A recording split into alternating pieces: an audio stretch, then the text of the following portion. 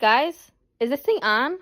Oh, shut up. Whatever. Presenting the Dead Eye Overshare podcast. Just say it. What's up, besties? It is your host, Zoe, and I'm back with another freaking episode on the Did I Overshare podcast. If you're new, welcome the fuck here. It's a crazy ass roller coaster ride you're about to embark on, okay? And if you're not new, hey, welcome back.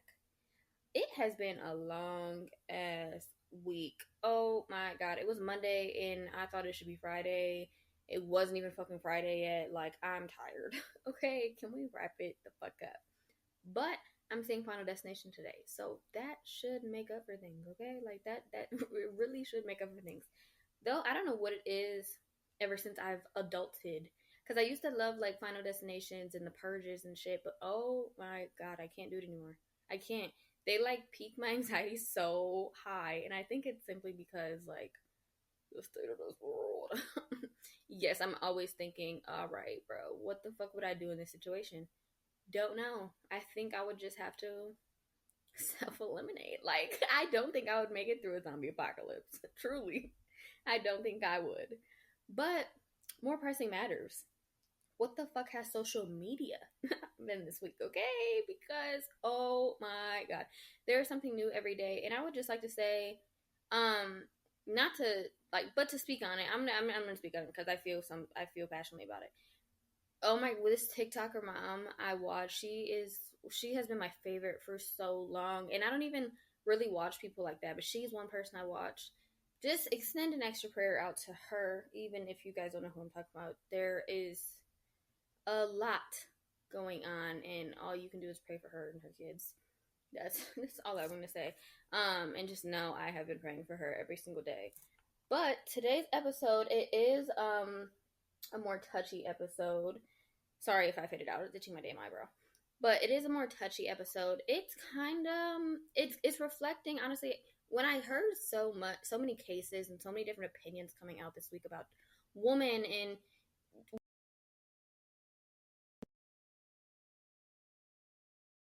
really make an episode on this, you know, and try to educate myself, others, and grow as a community or protect ourselves as a community. Because I don't know if you guys are up to date, but like my three main hitters are Cassie, what's been happening with Cassie, what's been happening with Megan Thee Stallion, and then what's been happening with Howie.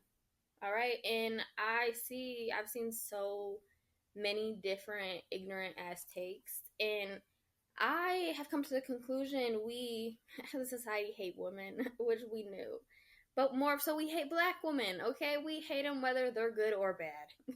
We hate them whether they're right or wrong. It's always going to be the fucking opposite, and it makes me sick to my damn stomach. So what are we seeing right now? What's really been happening with Hallie is she has came forward about DV with DDG. If you have not known, I'm not going to give the whole rundown. I don't really know, like I do know, but it's really not my life. But if you just want to look that up, it's all over the internet. You could look that up. But I think why that case bothered me so much, because it's just like you can never do right. You can never do right. You try to stay, you should leave. You try to make things work, that's your fault. But you actually leave, that's your fault. Like, there's nothing happening. And then it's like, nobody believes you. Nobody ever fucking believes you. Same thing with Megan. Now we have all the news coming out about Tori and everything like that. People are still saying, I still don't believe her. Like, what the fuck? What does it take? What does it take? Because women die every day and they still don't believe. Well, what'd she do? What'd she do? Like, I can't even explain to you the bubbled up frustration I have. Like, I don't even want to speak anymore, because I'm just like, there's no point, because your ignorant ass ideologies and your thoughts are just consuming you at this point. And then, of course, with Cassie, I'm not going into that at all, because I'm assuming most people know what's happening with her and the Antichrist, dare I say, and how she has to relive that trauma as a pregnant woman, of course. Like, that's even, whew. But I've, like, seen, the posts I've seen, they're very vulgar. They are very, very vulgar. And what's sad is I've seen these posts because sadly I am on Facebook. Sadly, I'm on Facebook. I've seen these posts made by other women. Like, one was, like, the one I will say, it was like, oh, is she this or is she a victim? The fact that you even have to question this, or the fact that you even would, or you're trying to make this her fault in any way is insane to me. Like, we all didn't watch that hotel video. Like, we all don't know what manipulative trauma is, or like how manipulative people can be, and it's how hard it is to say. And it's just like, a lot of these people I see, or a lot of these men or women that I see reposting this and sharing this, or even making a post, they have daughters. So in my head, I'm like, that's sick. You have daughters and you still think like this? You still, like, granted, we're all entitled to our own opinion, but when it comes to abuse, in finally having the courage to leave or to finally speak up, because that's already so hard to do in general, why the hell are you making a joke out of it, knowing you have impressionable ass minds? And you're basically, in my opinion, you're basically telling your daughters, okay, you can come forward with this shit, but I'm still not gonna believe it. But let your son do that. Let your son do that. You're bailing him out, right? And that's a free man. That is a free man, okay? But these current stories reflect a culture that's constantly asking women to perform. Constantly asking women to perform, to prove what the fuck is happening in their life, and just constantly show their pain to the whole world in order to be believed. And that's if they're believed. And it's extremely exhausting in this world, and it's extremely unsafe. Like, I just also seen this thing. I don't know who it is. I've briefly seen it. There was this TikToker who was on live in Mexico. She was like actually a famous, pretty TikToker, and she was unalived because apparently there's this thing going on in Mexico right now where it's like there's like this thing against women, like they're just killing women, which is just like, god damn, are we cool anywhere? Like, there's no, I just feel like I feel so helpless. Even if it's not me, like, I feel helpless for other women. It's fucking exhausting. It's exhausting being a woman, okay? But I think why I wanted to make this is I feel like there's some key points. There's nothing we could ever do to, prevent something, right? But we could have more knowledge on what to do with ourselves and our environment to, try to help us make conscious and healthy decisions for us. Which, granted, me being me, I want you to take this with a grain of salt. Some stuff I have never experienced, but some stuff I have personally experienced and watched growing up. So I have like a little bit of opinion on certain things. So there's that. But I also want to warn you before we jump into the nitty gritty. Trigger warning for abuse, maybe sexual assault. I don't really know what we're touching on fully. It all just comes to me. But be aware and be, ready. Or if you just need to click off, really not listen to this episode if it might bring up some stuff for you. Or if you feel like you are, ready to listen to it, I am proud of you. And I hope you are able to sit here and listen. But just know you do not have to. Okay? So first, I want to say, when being a woman, one of your most important key things to like help you in life is knowing who you are. So by this, identity. Identity is your first form of protection. And I know for me, it was my first form of protection because I didn't know who I was. I wasn't able to stick up for myself, or I didn't know any of this was. I was trying to be who society wanted me to be. And, growing up, I think that got me in a lot of, I didn't get me in those situations, but it put me in a lot of different situations where I never spoke up, where I never said anything. And I'm going to be honest, as an adult, I still have never came forward about a lot of stuff or, given names or anything like that. And simply because I still don't think I'm fully there. And I don't know when I'll ever be, but just know it's okay if you're not ready. And it's okay if you are. And just know that is an incredibly brave thing to come forward about. Even, let's say nobody believes you. I believe you. And I know there's women out there that fucking believe you, okay? So many of us were never taught to know ourselves, okay? We're taught how to serve, to adapt, how to please, how to put on a show. And like I said, overall, know how to perform. We have to know how to perform for the public and, be the perfect wife, be the perfect girlfriend, sit ourselves up perfectly, knowing that even our own husband or our brother or anybody, they still have these different ideologies that generally make us sick. Like, I try not to ask some questions because it's just like, I'm gonna be honest. Like, I would be terrified to ask my dad like a question, or like Michi or somebody, which I know Michi more so. I know where his heart's at. I know where his heart's at. But like male family members, like my brother, like so many different things. It's these people I love with my whole heart. But I don't know if I would ever feel comfortable enough as a woman asking them a question about a different situation or like a view on these women, because as much as I hope it would be positive and pray and, think it is, if it's not, I know I would lose that piece of myself or lose that connection, because it's a scary ass thing. And it's just like, in my head, I don't understand how you want kids, how you want daughters, how you want a wife, if you view women so disgustingly, if you view them so low, like they're not amazing ass fucking people, right? But more so, since we're little, we're taught to perform. We're taught on how to just be perfect, or how to, not be too perfect, because no one's gonna like that, or just know what to do right and who's gonna want us, how to get picked. It's always how to get fucking picked. So there's definitely things I'm taking into raising my future child, like when I do decide to have kids. Like, there's certain things that I will not be saying, because I want you to speak up for yourself. I don't want to diminish that. I want you to embrace yourself fully, even if you are loud, assertive, and, very dominating. That's fine. Or if you're the complete opposite, that's fine too. But there should not be this pressure to perform. Which, granted, I think there's a pressure to perform for men too. But I think for women, it's extremely different in that aspect. But I just think it's so important, because if you don't know your identity, aka your voice, your values, your intuition, it becomes too easy for others to define it for you. And I feel like this is where a lot of manipulation happens. But you could in your head be a fully healed woman, and still manipulation can happen, because it happens out of love, it happens out of fear, it happens from so many different aspects. And I think one of the closest things we can hold to us is our identity, knowing who we are, knowing what we stand for, and what we will and will not accept. Okay? Knowing who you are is basically your armor, in my opinion.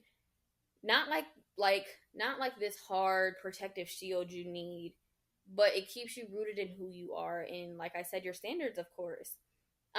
You need to know when to say that's not love, that's not respect, that is not for me. And, try to learn when to walk away before it gets too bad. And if you can't, that's okay. Fine. There's somebody out there who can help you. And if you have not found that in your journey yet, once again, like I said, that is okay. It's perfectly fine. Shit happens. Like, shit really does happen. And it happens so unexpectedly. I think people are always so quick to give their opinion and say, oh, I would just leave. I would just leave. And it's like, I've watched it in person. You can tell somebody leave. You can say, you can see the life draining from their fucking eyes, and they just don't want to, because truly, their soul is wrapped up in this. It's deep. It's hard. It's hard as shit, actually. And then it's just especially if you have kids on top of that, or there's ties where it just gets hard. It's a lot of fucking work, and I understand that. Please don't understand that. But we need to try to find and hold on to our identity as much as we can as women, especially in this world. And without identity, you get swept up in the performative safety of it. Doing what makes others feel okay, not setting those boundaries, but it leaves you exposed. It leaves everybody to be able to sit there, judge you, take control over you, have opinions on you, and them affect you. It truly does affect you. Now, what are some ways we can try to form our identity? We can try to ask ourselves, hey, what are my non-negotiables? What am I not going to deal with in a relationship? Or what am I going to deal with? What are my standards? What do I want? When will it be time for me to say goodbye? Or things like that. So you could even write, you could say, who was I? As a little girl before I had all this pressure put on me to perform. What parts of myself have I silenced in order for people to hear me? Or want me like finally to be accepted, any of that. And what does safety feel like to you? Is it just you alone in your room? Is it somebody else? What is safety to you? Identify those. And next, like, what does safety actually mean for women? Because it's so many different things. And, I feel like safety is so hard to find, especially in a world so divided like this. Because safety goes beyond physical protection. Truly. It's spiritual protection, mental. There's so many different things. It's a freedom to exist fully without being punished, right? Which is not happening. Like, there's even more, like that case in fucking Georgia, like that mom who's just brain dead, but they're keeping her alive so she can give birth to her child. And it's just like there's so many different things that a lot of the time we have no control over. So how can we keep ourselves rooted in who we are? Emotional safety, being able to express your feelings without being called dramatic or too much, overly sensitive, or just being called a woman like it's an insult. It's not. Sexual safety, not being shamed for maybe sexual pleasures or different kinks, interests, sexuality, like sexual orientation, the way you dress. So many different things shape your sexuality, whether you're hypersexual and that stems from a trauma, or you're just hypersexual, or you don't want to be sexual at all. There's forms where I feel like it's important to know that, so you know your limit of safety, of your limit of comfort and where you're at. Spiritual safety as well. Don't shrink your light to make others comfortable.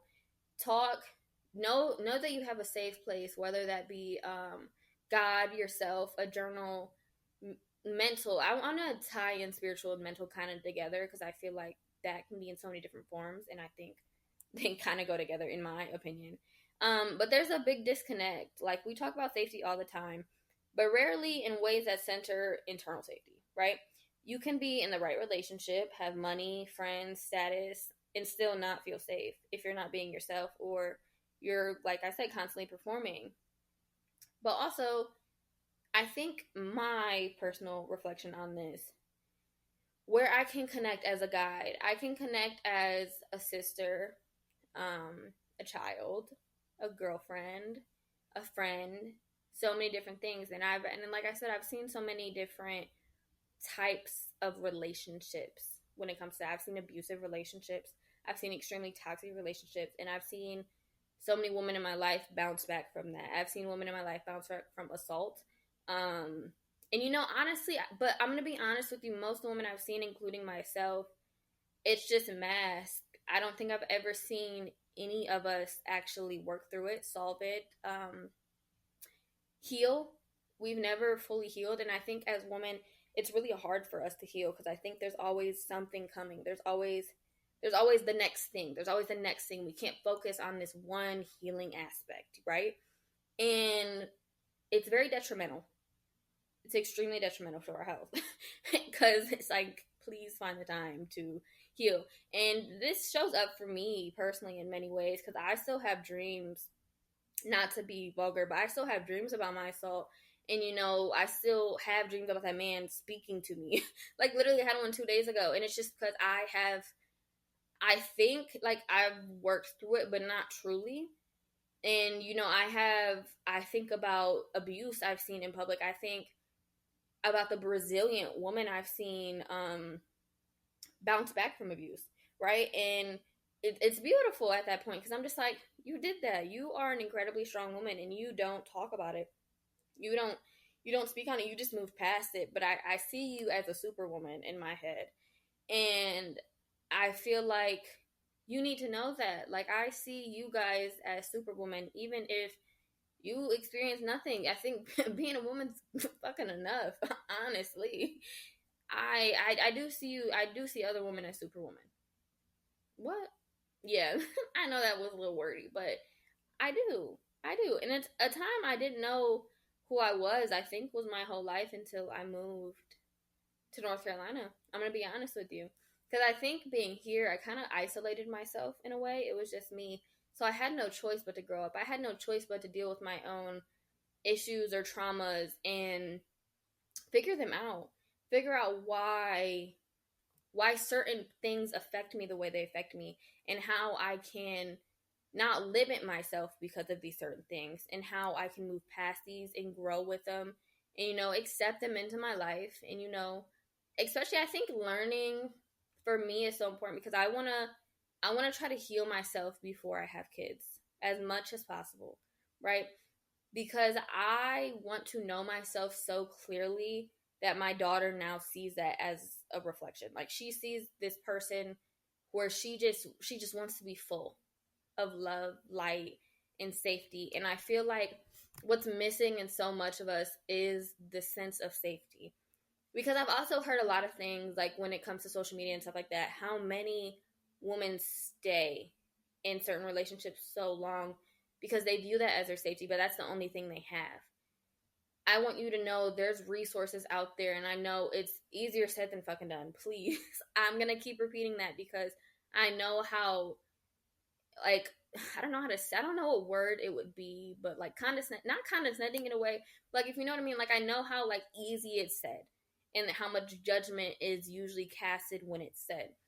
But please know there are resources for you to try to find this light again, to choose yourself, so we don't find ourselves in these situations where it's 10 years long of abuse. And even if it is, and let's say you do come out of that and you get your love and your light back, just like Cassie did, and you're having children, you're married, you're finally getting the life you want, and you come forward, you need to, like I said, be so rooted in yourself, because there's always going to be criticism, right? There's always going to be people telling you, "Oh, she's lying." She's lying. Well, she was complicit. Like, she did it. We need to be so rooted in ourselves. We're like, okay, I'm tuning out what the fuck they're saying. I know who I am. I know what I've lived. I know my experience. Yada, yada, yada, whatever it may be. That's why I think it's so important to talk about identity and who we are as people, period. I think a lot of us don't lead with love, and we need to lead with love, especially within ourselves. We don't need to be focused on so many outside pressures of the world 24/7. Try to find ourselves first. And I'm really trying to do that, especially with my podcast, because I do know I might influence other women, and other women influence me. I want to be able to fully learn and articulate from what I'm saying, if it's wrong, if it's right, or if it's just not in good taste, or it is in good taste, what I should keep doing. So I think that for me is a really big part of my identity right now, because I'm just trying to learn an equal balance within myself, in my own thoughts. And when I am making mistakes, or I have a clouded judgment on something that needs to be clearing up, because of course we all just need to learn. Education is power, and some of us aren't educated. So I think I want you to tell yourself, before I cast judgment, am I truly educated on this, right? And that's why some things I don't go into detail about, like, so much, because I don't think I am fully educated in some things. Am I learning? Yes. And I think, once again, that's all that matters. Learn yourself, learn your environment, and learn situations. But reclaiming your identity isn't about becoming someone new. It's about remembering who you were before you were told you weren't enough. Okay? And we might have been told we weren't enough by our mothers, by our fathers, by grandmas, by teachers, by ourselves. So many different things. And try to pinpoint that. But how can we change this together? Community. Of course, this whole Did I Overshare is a community. Know that. Know that I'm available. When I do get a little bigger and people interact, I do want to have a group chat with all of us, and we can talk and, vent, help each other out, give opinions. But we need to raise women who know themselves, not just women who are nice, agreeable, or pretty, right? We need safe spaces where women don't have to explain their pain to be validated, all right? We need men to understand that safety isn't a gift, it's a baseline. And we should not be expected to hold on to those gender roles so heavy that we just agree with ignorance, all right? But inviting you guys in, what are you guys doing to reclaim your identity? Do you see yourself doing this? Have you done it? Let me know, all right? And what do you think it would look like if every woman was fully themselves and felt safe enough to do that? I know there's probably places around the world that have that, okay? Like, I know there's probably some places. But what do you think it would look like? What do you think it would look like? Because I think it would be beautiful. All right? But just remember that you don't owe anyone your softness, okay? You don't. Your secrets, your survival story, nobody needs to know that. You are not pressured to come forward about anything unless you want to. All right? Like, you're not. You're allowed to protect yourself, to know yourself, and to live in your full truth. You're not here to be owned, and you're here to just be you. Know that, all right? But that was today's episode. I hope you took something from it. I hope. But just know I stand with women. I especially stand with Black women. Please don't stop using your voices, even if you were going to face backlash and criticism. Don't stop using your voices. But if you're not ready to use your voice, that is 100% fine as well. Just know I support you. I love you. The whole Did I Overshare community supports you and loves you. And yeah. But if you guys enjoyed this episode, make sure to leave a rating and a review if you feel so inclined. Follow Did I Overshare on Instagram and TikTok. That would be wonderful for me. But yeah, I love you guys so much, and I'll see you next week. Bye.